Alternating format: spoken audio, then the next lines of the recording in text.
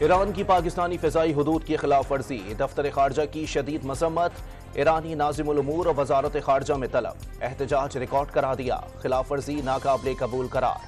مخصوص سیاسی جماعت ملک میں انتشار پھیلانے کی کوشش میں مصروف ہے۔ سیاسی جماعت کے سوشل میڈیا اکاؤنٹس سے انڈین اکاؤنٹس کے ساتھ مل کر من گھڑت پروپیگنڈا کیا جا رہا ہے۔ دفتر خارجہ کا بیان۔ ڈسٹرکٹ اینڈ سیشن کورٹ اسلام آباد نے بانی پی ٹی آئی اور بشرا بی بی کے خلاف ناجائز تعلقات کے الزامات کا کیس ختم کر دیا۔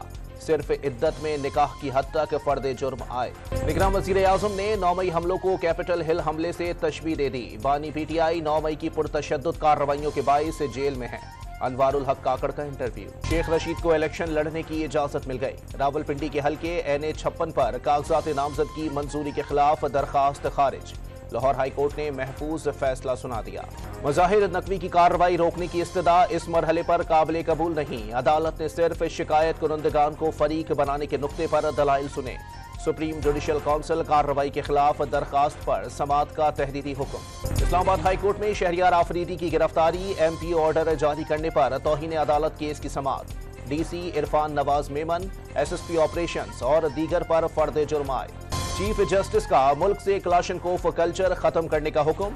ممنوعہ اسلحے کے کتنے لائسنس جاری ہوئے، متعلقہ حکام سے تفصیلات طلب۔ کوئٹہ کے زرغون روڈ پر اسپتال کے باہر کچرے کے ڈھیر میں دھماکہ، پولیس اہلکار اور بچوں سمیت 9 افراد زخمی ہو گئے۔ زخمیوں کو اسپتال منتقل کر دیا گیا۔ کراچی میں CTD کے اہلکار اغوا برائے تاوان میں ملوث نکلے، CIA نے 2 اہلکاروں کو گرفتار کر لیا، ملازمت سے بھی برطرف، ملزمان کے خلاف مقدمہ درج۔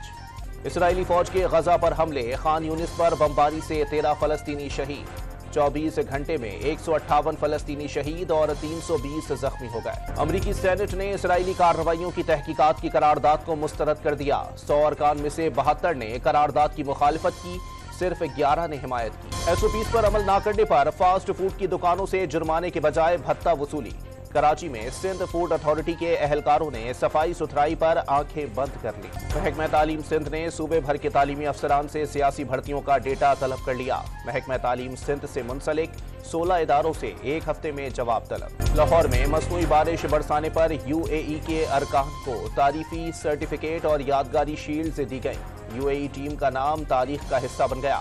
محسن نقوی کی گفتگو۔ تیسرے T20 میں نیوزی لینڈ نے پاکستان کو شکست دے دی۔ جیت کے لیے 225 رنز کے تعاقب میں پاکستانی ٹیم 179 رنز پر ڈھیر ہو گئی۔